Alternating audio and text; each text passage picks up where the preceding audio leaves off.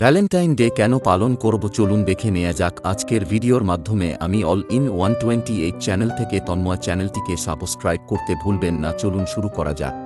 আমরা এমন এক ব্যস্ত পৃথিবীতে বাস করি যেখানে আবেগ প্রকাশের চেয়ে কাজ আর দায়িত্বের চাপ অনেক বেশি।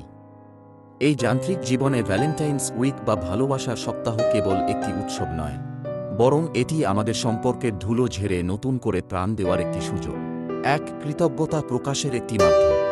সারা বছর হয়তো আমরা প্রিয় মানুষদের জন্য অনেক কিছু করি, কিন্তু মুখে বলা হয়ে ওঠে না যে তারা আমাদের জীবনে কতটা গুরুত্বপূর্ণ।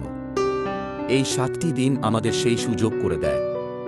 একটি ছোট গোলাপ বা একটু সময় দেওয়া আসলে সেই মানুষটার প্রতি আমাদের কৃতজ্ঞতারই বহিঃপ্রকাশ। 2. সম্পর্কের বাঁধন শক্ত করা। দৈনন্দিন মানবাভিমান আর একঘেয়েমি সম্পর্কের গভীরতা কমিয়ে দিতে পারে।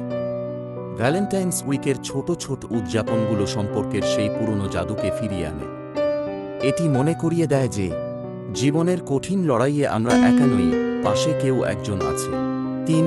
নিজেকে ভালোবাসার শিক্ষা, সেলফ লাভ। ভ্যালেন্টাইন্স উইক মানে শুধু অন্য কাউকে ভালোবাসা নয়, এটি নিজের যত্ন নেওয়ারও সপ্তাহ। আপনি যদি নিজেকে খুশি রাখতে না পারেন, তবে অন্যকে খুশি রাখা অসম্ভব।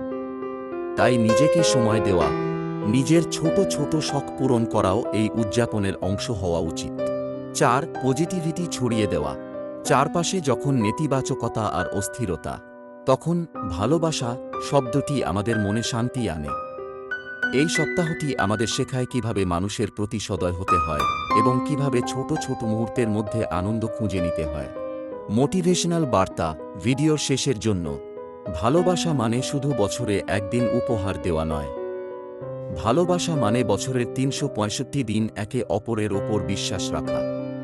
তবে এই সপ্তাহটি আমাদের মনে করিয়ে দেয়, কাজের চাপে যেন আমরা অনুভূতিগুলো হারিয়ে না ফেলি।